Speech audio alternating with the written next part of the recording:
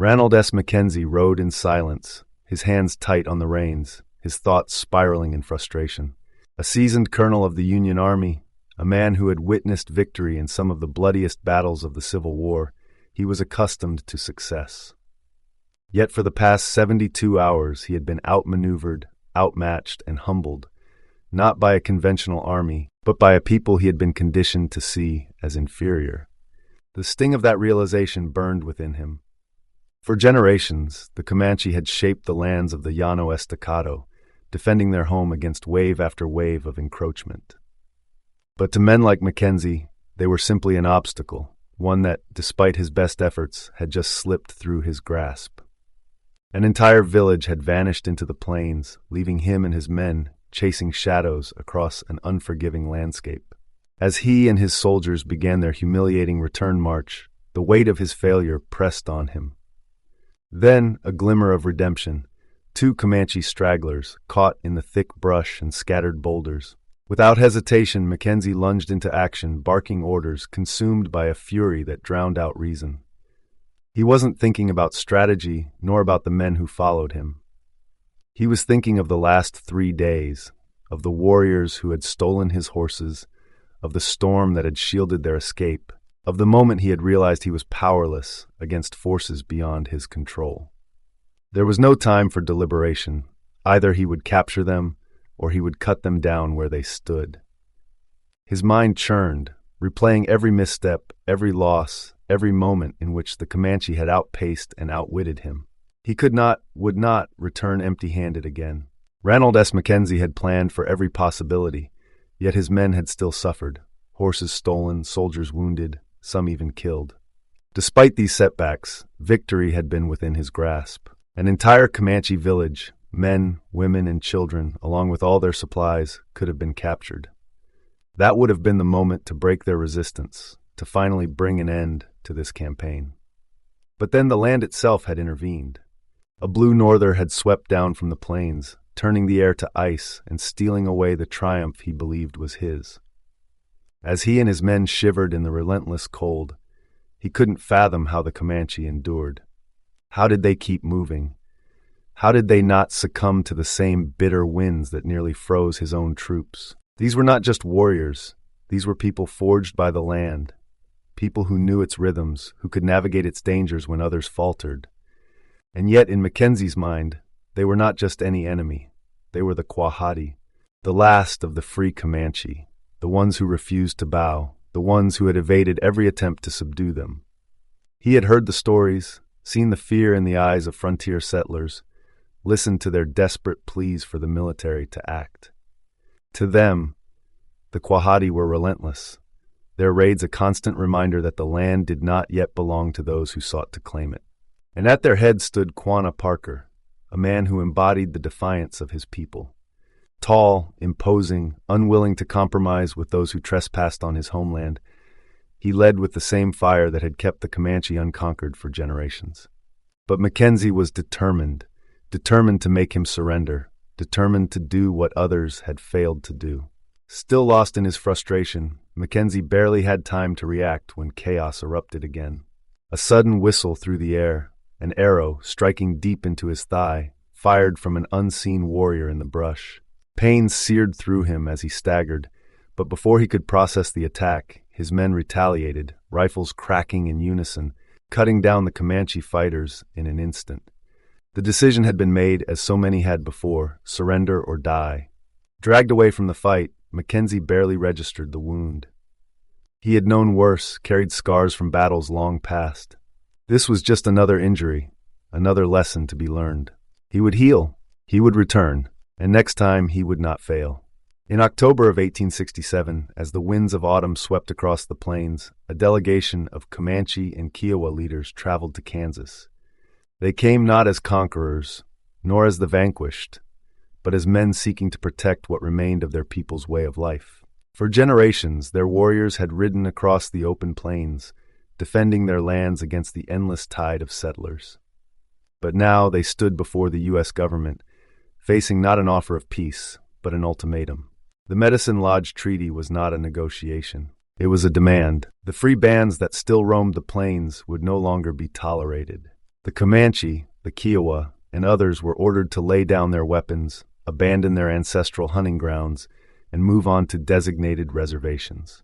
In return, the government promised food, farming supplies, and schools, tools meant to reshape them into something they had never been. This was not a choice, it was a warning. Comply, or be crushed under the weight of an expanding empire. Among those present was Ten Bears Purwasamana, a respected leader of the Yamparica Comanche. He was an elder, a man who had lived long enough to see the world shift beneath his feet. Years earlier, he had traveled east to Washington, D.C., standing before the Great Father himself, witnessing the might of the American nation. He understood, in a way that many younger warriors did not, that the Comanche could not fight forever.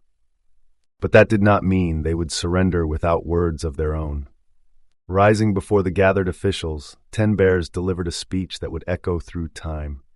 He did not beg, nor did he ask for mercy. Instead, he spoke of truth, of who they were, of what had been taken, of why they fought. It was not the Comanche who sent out the first soldier, he said. It was your blue-coated warriors who killed our people, who struck first, and so we struck back. He spoke of the fallen, of how their scalps hung in Comanche lodges, of how their women did not mourn but laughed at the price of war. He did not try to justify violence, only to remind those listening that it had not been one-sided. But most of all, he spoke of the land. The houses the government offered meant nothing to men who were born under the open sky, who had lived and hunted upon the prairie as their fathers had before them. To trade the buffalo for sheep, to be fenced in like cattle, these were things the young warriors could not and would not accept. In the end, Ten Bears signed the treaty, though he did so with the weight of inevitability. He knew what was coming. The Comanche numbered fewer than 5,000 now. Their enemies were endless.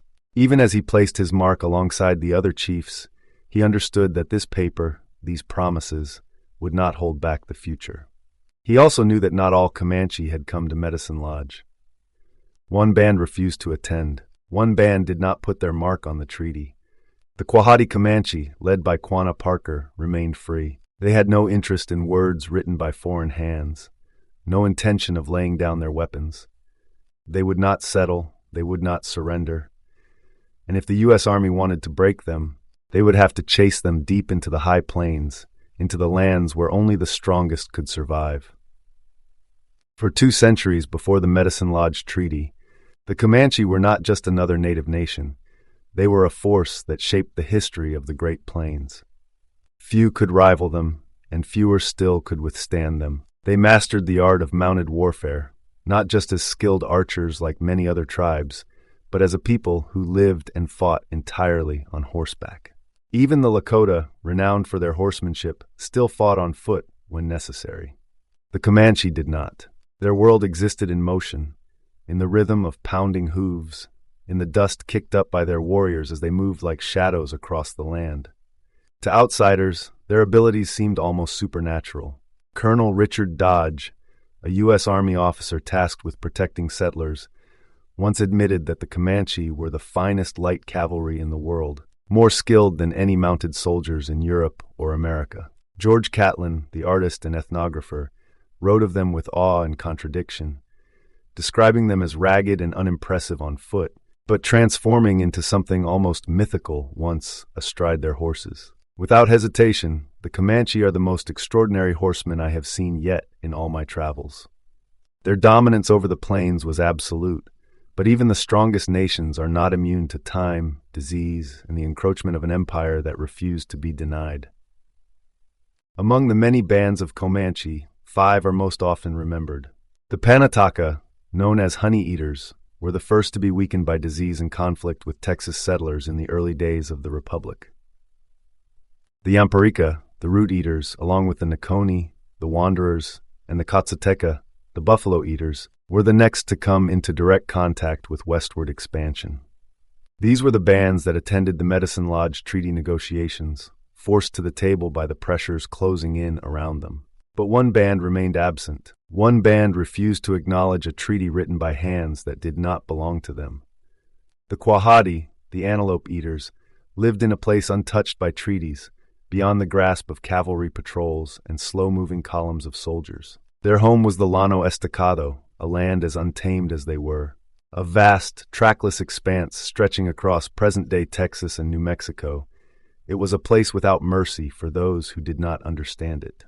In the summer, the heat could sear flesh, and without knowledge of the hidden water sources, even the strongest could perish within days.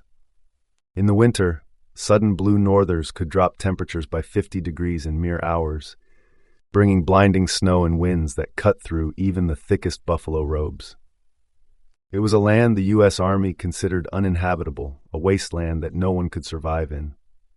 No one except the Quahati. For years the Army sent patrols, dragoons, and even heavy artillery, yet they could not find them, could not track them, could not match their speed or endurance. The Quahati did not fight by the rules of the white man. They did not stand in rows and exchange volleys. They did not wait to be found. When the enemy came, they vanished into the land itself, watching, waiting, choosing when and where to strike. Their homeland, which seemed so empty and barren to outsiders, was in truth their greatest weapon. The U.S. Army knew how to fight set battles. They knew how to lay siege to forts and drive their enemies into submission. But the Quahati did not have forts. They had the high plains, the endless sky, the freedom to move, and the will to fight. This was not a war the Americans were prepared to win. Not yet. The high plains were more than just an expanse of land. They were a stronghold, a shield, a domain fiercely defended by the Comanche, a people who had shaped the land as much as it had shaped them.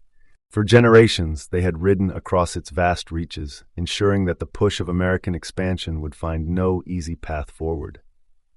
The U.S. Army understood this, and in 1864 they sent Kit Carson, a man famed for his brutal campaigns against native nations, to strike at the heart of Comanche and Kiowa resistance. His target, adobe walls, deep in the Texas Panhandle. Carson arrived with more than 300 soldiers, a force meant to crush resistance once and for all. But he was not facing scattered warriors. He was stepping into the lands of a people who had thrived there for centuries. Over 1,400 Comanche and Kiowa warriors rose to meet him, not as victims but as defenders of their world. The U.S. Army, despite its numbers and firepower, was forced into retreat.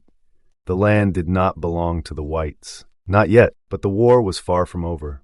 Out in the vast reaches of Comancheria, a young warrior was coming of age, destined to lead the final stand of the free Comanche. His name was Quanah Parker.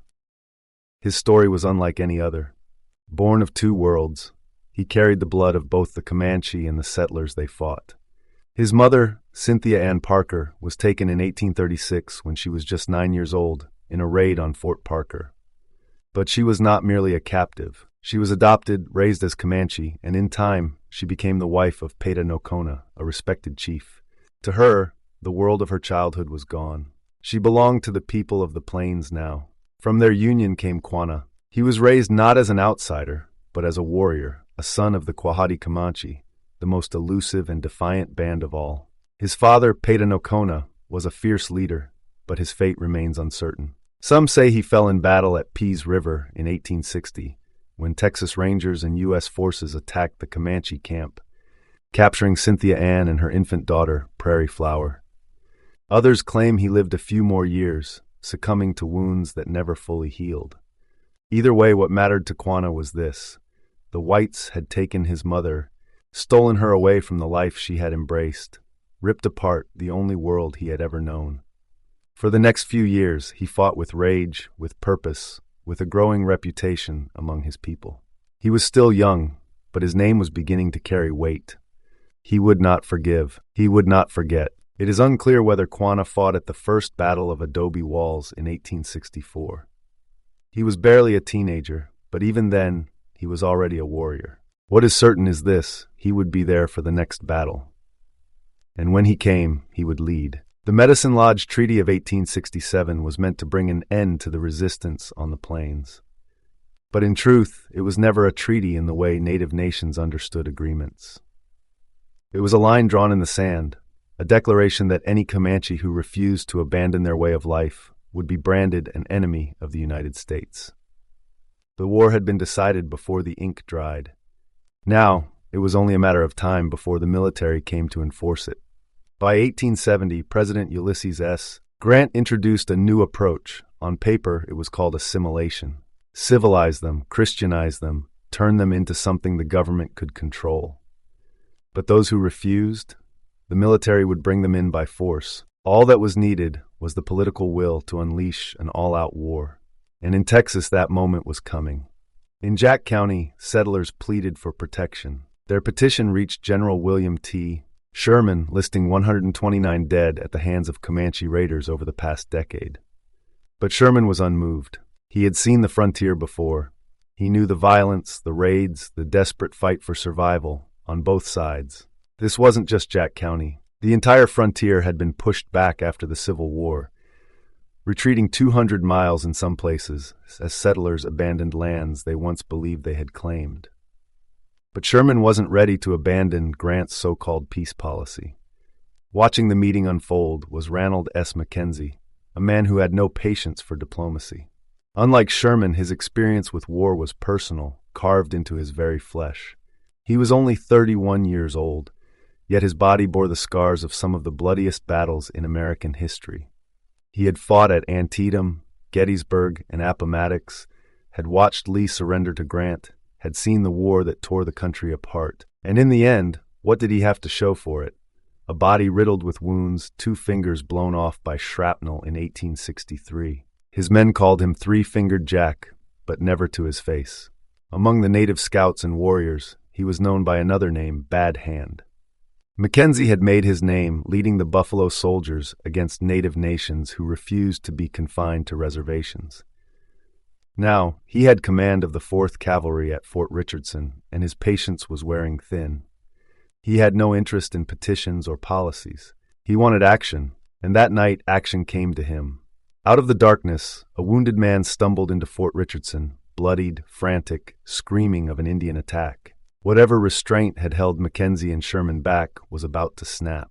The stories coming out of Jack County that day had been grim, filled with tension, filled with fear. So when a wounded survivor stumbled into Fort Richardson, his clothes torn, his face streaked with blood and dust, gasping out news of an Indian attack, it was easy for the soldiers to believe.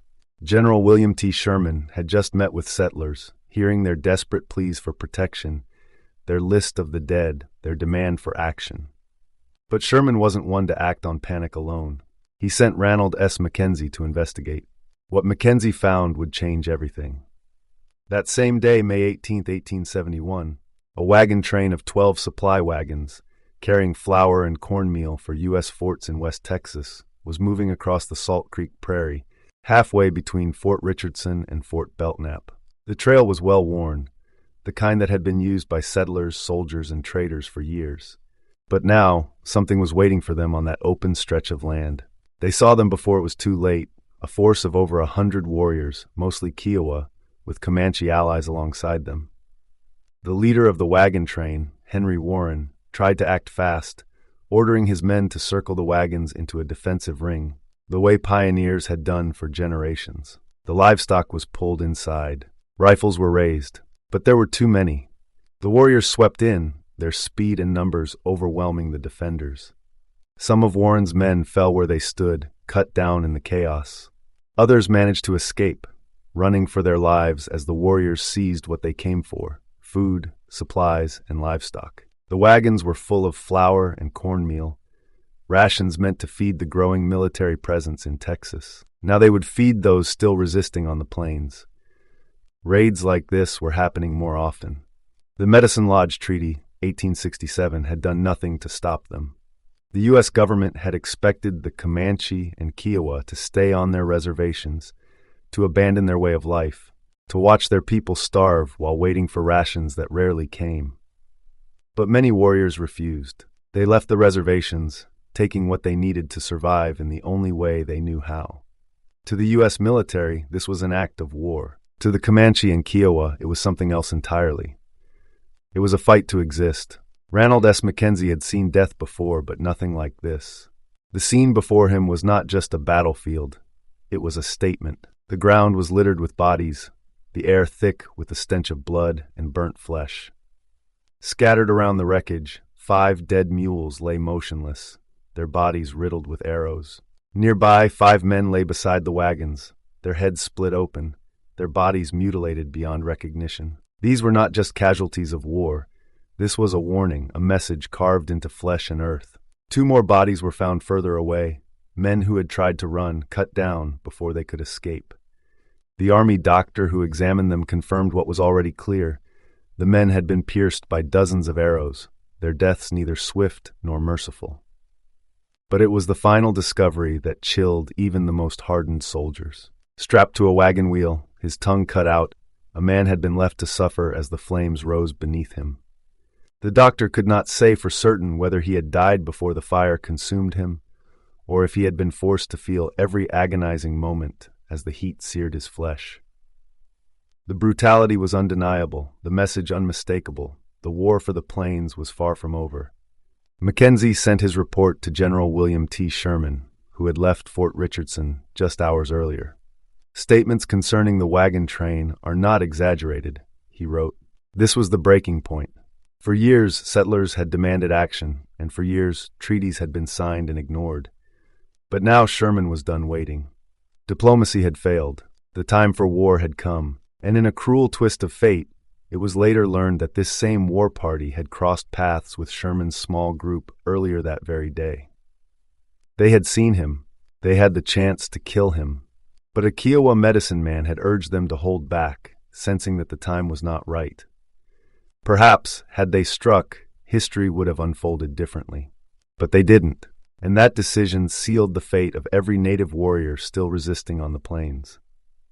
Sherman no longer saw room for negotiation. He authorized full-scale military retaliation, assigning Mackenzie to hunt down those responsible. The arrests came quickly. Among those captured was Satanta, the Kiowa chief, who had once signed the Medicine Lodge Treaty, 1867, but now openly took credit for the massacre.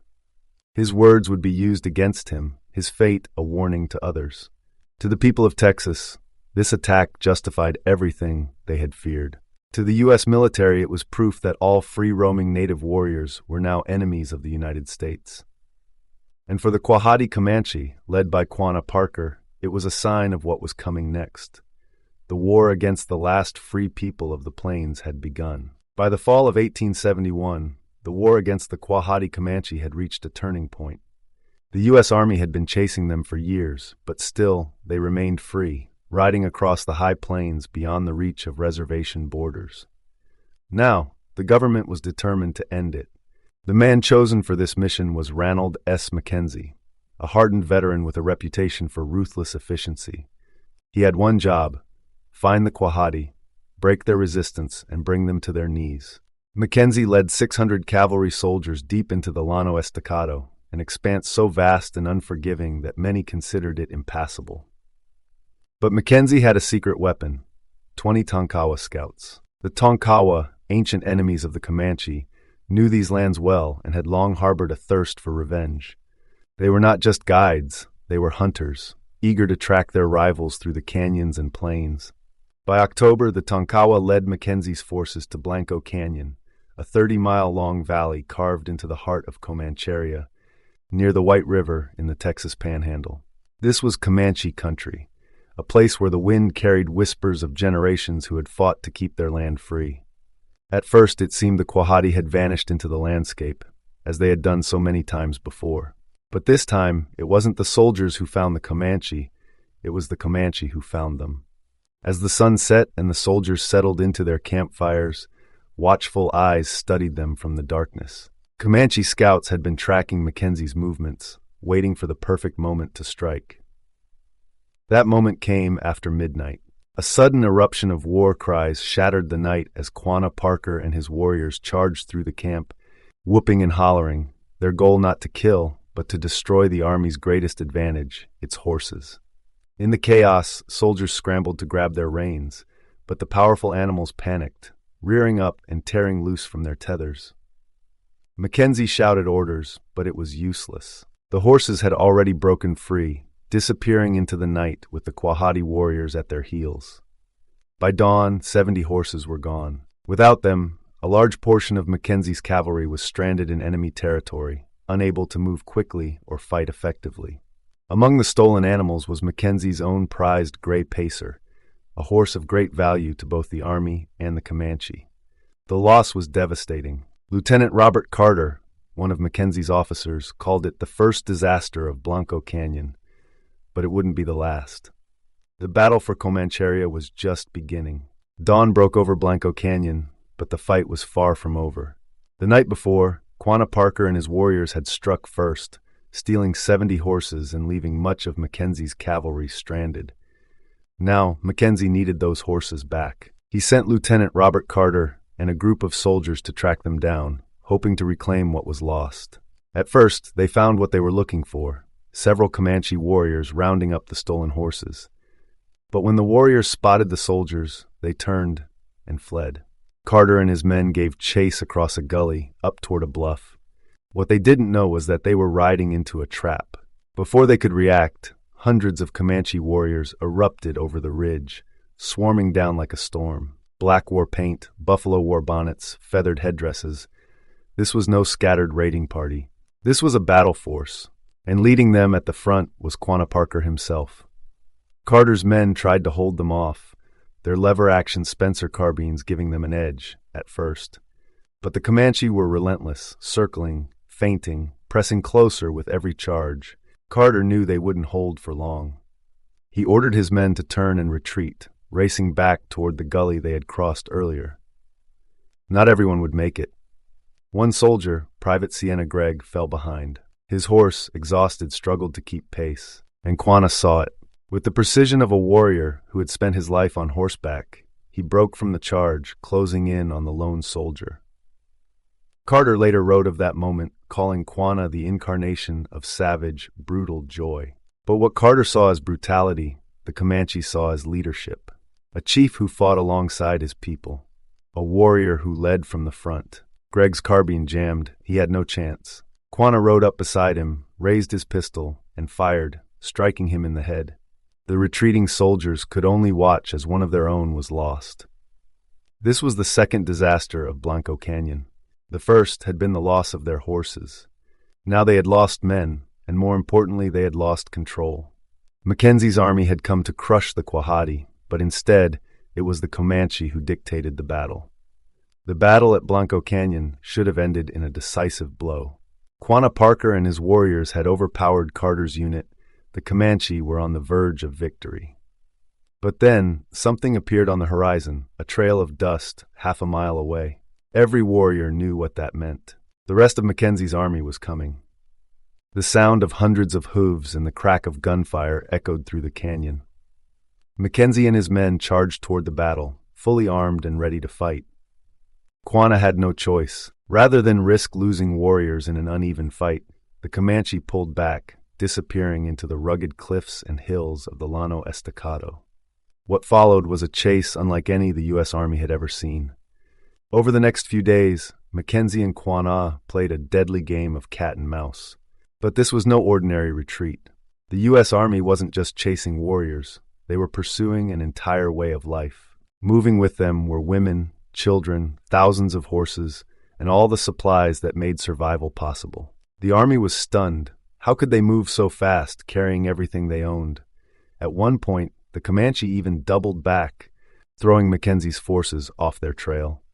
But Mackenzie had Tonkawa scouts, and they were relentless. By the next day, the soldiers spotted traces of the Comanche ahead. The signs were unmistakable: buffalo robes, lodge poles, supplies discarded in the rush to escape. The Comanche were pushing themselves to the limit, but Mackenzie was closing in. Then the plains answered. A blue norther, a sudden storm of biting wind and freezing rain swept down from the north. Within hours, the temperature plummeted. The soldiers' clothing stiffened with ice, their hands barely able to grip their weapons. They were 50 miles from their supplies, exposed to the full force of the storm. Mackenzie had come close. He could see victory just ahead of him. But even he couldn't fight the land. He had no choice. He called off the pursuit. As the soldiers huddled against the freezing wind, the Comanche vanished into the night, free once again. The army had come to break the last of the free Comanche, but the land had made its choice. The people of the plains were still standing. This was yet another disaster at Blanco Canyon. This is where we began our story, Blanco Canyon, 1871. It was Ranald S. Mackenzie's first attempt at fighting the Comanche on their own land, and it had gone terribly wrong. His cavalry had been outmaneuvered, ambushed, and humiliated. His men had lost their horses, their advantage, and nearly their lives. A whole Comanche village had vanished before his eyes, and on his return an arrow had found his leg as a final insult. But Mackenzie was not the type to retreat for long. While the U.S. Army pushed deeper into the plains with force, the Comanche faced another, far deadlier threat, one they could not outrun. For decades, they had ruled the southern plains with unmatched skill. No cavalry, no militia, no army could move like them. Artillery was useless. The Comanche simply rode beyond its range. Rifles were slow to reload. A warrior could fire 3 arrows before a soldier fired his second shot. The Comanche's world was built for speed, for strategy, for survival. But the world was changing. First came the revolvers. In the 1840s, the Texas Rangers began using Colt revolvers, guns that could fire multiple shots before reloading. For the first time, the Comanche weren't the only ones who could fight at speed. Then came the lever-action carbines, the same kind Mackenzie's men carried at Blanco Canyon. These weapons could fire rapidly, making the battlefield far more dangerous for Comanche warriors. And then came something far worse. The buffalo guns. By 1870, a new kind of killer arrived on the plains. Not soldiers, not settlers, but hunters. Armed with Sharps rifles capable of killing a buffalo from over half a mile away, they weren't fighting warriors. They were hunting the lifeblood of an entire people. The buffalo had roamed in numbers beyond counting. They had sustained the Comanche for generations, food, shelter, tools, clothing, everything. And now they were being wiped out, not for survival, but for profit. Buffalo hides became big business. In just 2 years, 5 million were slaughtered. The bones piled high on the open plains, left to bleach under the same sun that had once shone over an empire of riders. Mackenzie had lost at Blanco Canyon, but he wouldn't need to win the next battle. The buffalo hunters were already finishing the war. The buffalo had always been the heart of the plains. But hearts can be broken. For thousands of years, the buffalo had roamed in numbers beyond counting, their hooves shaking the earth like rolling thunder. The Comanche, like many other nations of the plains, did not just live near the buffalo. They lived because of them.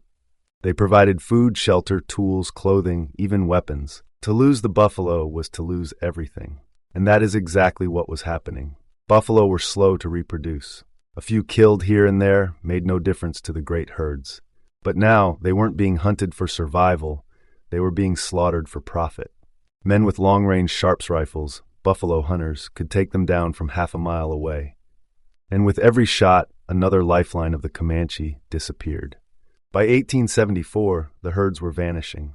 It had been only a few years since Mackenzie's failed campaign at Blanco Canyon. That winter, Comanche raids had slowed, not because they had been defeated, but because the land itself demanded patience. Raids required long journeys, fresh horses, and the right conditions to strike. The Comanche knew how to wait. But when spring came, something had changed. Mackenzie saw it too. How could the Comanche survive in a land that others called unlivable? The army feared the high plains. It was dry, harsh, an ocean of grass with no roads and little water. But the Comanche had lived here for generations. If they could do it, so could the U.S. Army, if they learned how. That's when Mackenzie changed his strategy. He wouldn't just fight the Comanche.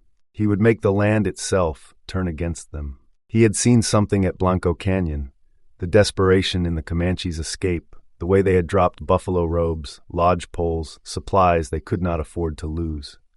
They had outrun the soldiers, but at a terrible cost. And so Mackenzie devised a new kind of war, a war of destruction. He would burn their lodges, destroy their food, kill their horses. He would make survival impossible, force them to run again and again until they had nowhere left to go.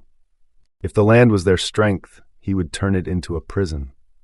The buffalo were dying, and now Mackenzie was making sure the Comanche's way of life would die with them.